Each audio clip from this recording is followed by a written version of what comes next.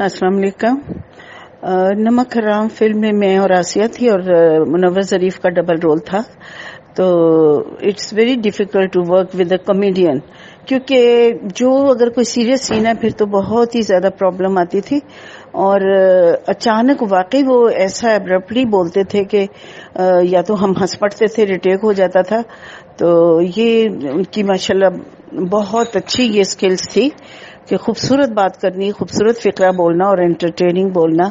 बहुत सारी यादें हैं, बस ये है कि वो वक्त अब चले गए, उनको याद करते हैं।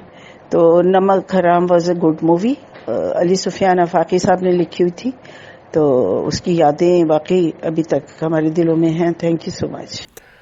अस्सलाम वालेकुम नाज़रीन, आप देख रहे हैं ZH एंटरटेनमेंट। मैं हूं ज़हीर अहमद। नाज़रीन, आज हम फिल्म का रिव्यू लेके आए हैं आपके लिए। फिल्म है नमक हराम, 1974 की फिल्म है।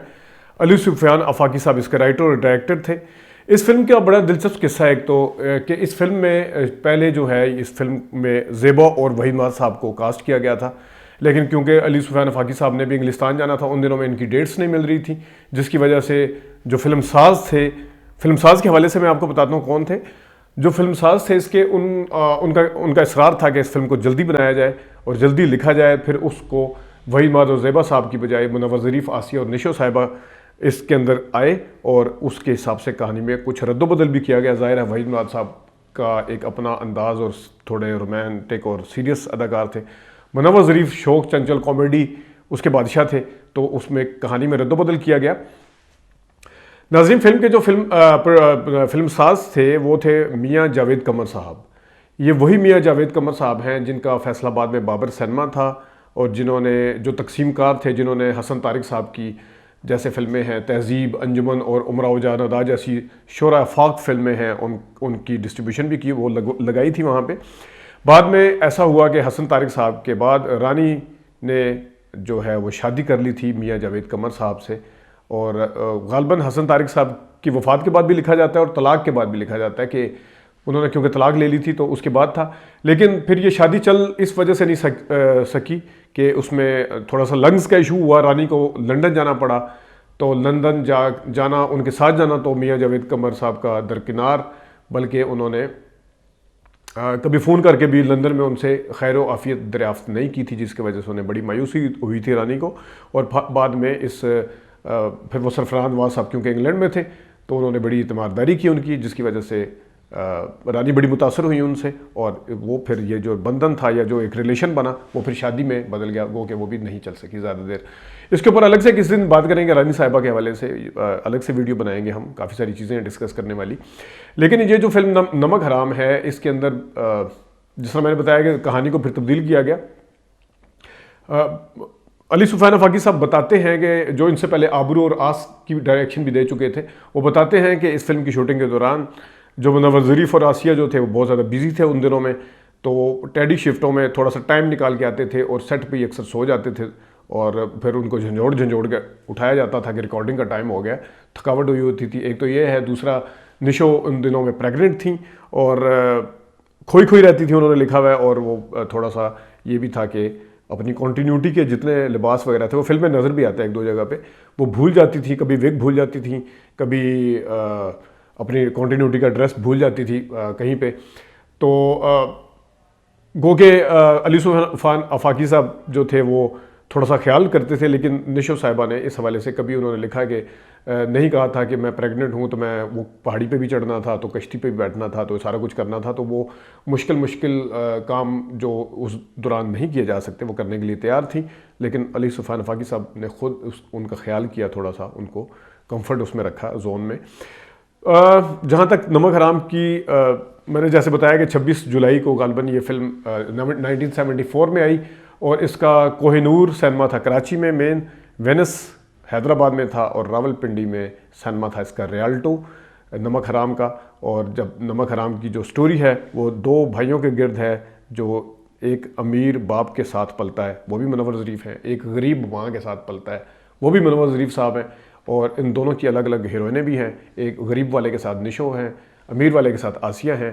तो कहानी बड़ी मतलब इस हवाले से देखा जाए तो आखिर में ख़ास तौर पे 10-15 मिनट 20 मिनट की, जिस टाइम दूसरे मुनव्वर ज़रीफ साहब भी पहले वाले के आमने सामने आ जाते हैं, वो सूरत हाल बड़ी ज़बरदस्त है।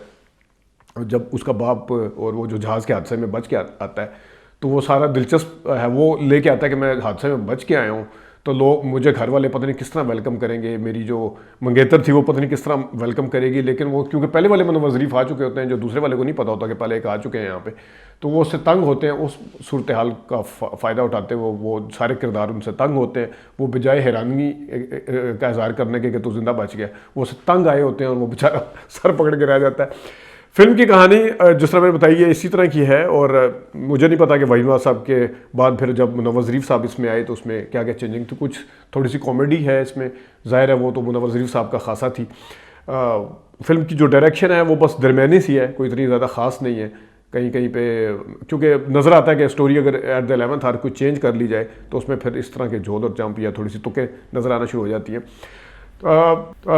فلم میں جس طرح علاؤدین صاحب ہیں وہ امیر بیٹے کے باپ ہیں منور ظریف کے، وہ ان کا بیٹا جب لنڈن سے واپس آتا ہے تو وہ تھوڑا سا یہ بھی بڑے سوٹڈ بوٹڈ ٹائی وائی لگائی ہوئی علاؤدین صاحب نے، تو وہ جب آگے ڈیڈ کہتا ہے تو کہتا ہے ڈیڈ نے کہا کر سمجھ سے بالا ترا، کیونکہ علاؤدین صاحب خود سگار پی رہے ہیں، خود ٹائی شائی لگائی ہوئی ہے اور صحیح پورے سوٹڈ بوٹڈ ہیں۔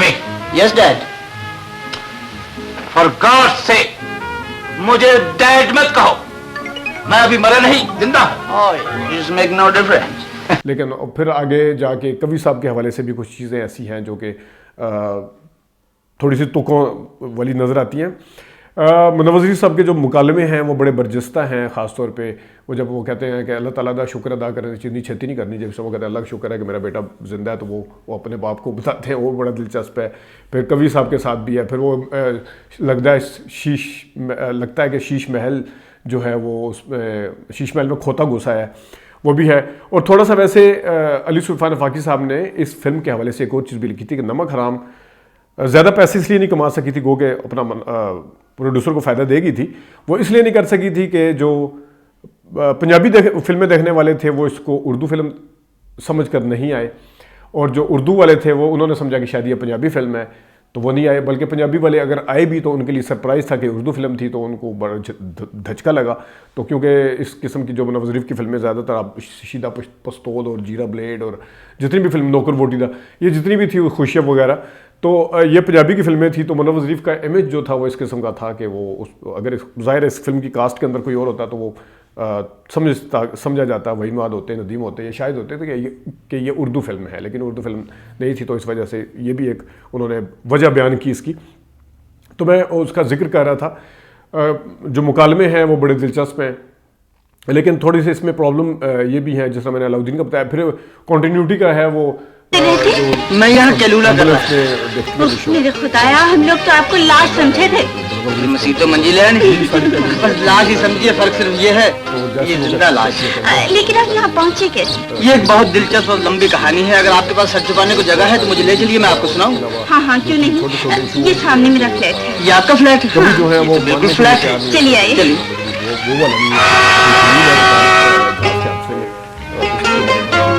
لیجیے چائے بھی آ گئی۔ جبکہ جمال جو ہوتا ہے دوسرا ہوتا ہے، تو شروع میں تو وہ اس کو جمال ہی سمجھتا ہے، کہتے ہیں جمیل ہی سمجھتا ہے جمال کو کبھی صاحب، کیونکہ ان کی بیٹی آسیہ ہوتی ہے جس سے اس کی شادی ہونی ہوتی ہے، لیکن بعد میں ایک دم اچانک سے وہ جمیل سے یعنی تنگ آ جاتے ہیں یہ کہ وہ اس کو کہہ دیتے ہیں تو میرے گھر سے نکل جا۔ وہ اس میں بھی تھوڑی سی لاجک کی کمی نظر آئی ہے کہ ایک بندہ کنونس ہے کہ وہ یہ اس کو نفسیاتی مسئلہ ہے، یہ جھوٹ بول رہا ہے، ایک دم سے وہ اس کو کیسے یقین ہو جاتا ہے کہ وہ نہیں ہے، یا اس کو کیسے گھر سے باہر جانے کا کہہ دیتا ہے، یہ بھی تھوڑا سا سمجھ سے بالاتر ہے۔ اور اگر فلم کٹی ہوئی نہیں ہے، میں نے 2 گھنٹہ 32 منٹ کی فلم دیکھی ہے، اگر کٹی ہوئی ہے تو پھر میں معذرت خواہوں، ہو سکتا ہے دکھایا ہو، لیکن منور ظریف جو جہاز کے حادثے میں بچنے کے بعد جنگلیوں کے آگے چڑھ جاتے ہیں، وہ ساکی کے ساتھ ایک گانا بھی ہے احمد رشدی صاحب کا، جن کی آج برسی بھی ہے، ان کے باقی گانے بھی احمد رشدی صاحب کے ہیں، لیکن ان سے وہ جنگلیوں سے بچ کے کیسے آ جاتے ہیں ایک دم سے اچانک گھر پہ، وہ اگر فلم میں کاٹ دیا گیا تو الگ بات ہے، اگر نہیں تو پھر یہ دکھایا جانا چاہیے تھا کہ وہ کیسے بچ کے آ جاتے ہیں۔ باقی جو ڈائلاگ وغیرہ ہیں وہ زبردست لکھے ہوئے ہیں کئی جگہ پہ، میں نے جس طرح بتایا کہ میوزک جو ہے اس کا زبردست ہے، نور جہاں کے گانے بھی ہیں، ایک آدھا کسی اور کا بھی ہے، اور احمد رشدی کے گانے جن کی آج برسی ہے۔ بیبی تو کتنی بڑی ہو گئی، بیبی تو بیبی تو کتنی بڑی ہو گئی، بیبی تو کتنی بڑی ہو۔ زبردست گانا ہے یہ، پہلا گانا ہے منور ظریف صاحب کے اوپر. پھر اس کے بعد آسیہ کے اوپر ایک گانا ہے کہ پیار میرا مل گیا پتہ نہیں بڑی مشکل سے ملا، اس طرح کا گانا ہے، وہ نور جہاں کا ہے، وہ بھی اچھا گانا ہے. پھر احمد رشدی صاحب کا ایک اور گانا بھی ہے جو نشو کے ساتھ باہر کالج کا ٹرپ گیا ہوتا ہے، وہ وہاں پہ ہے.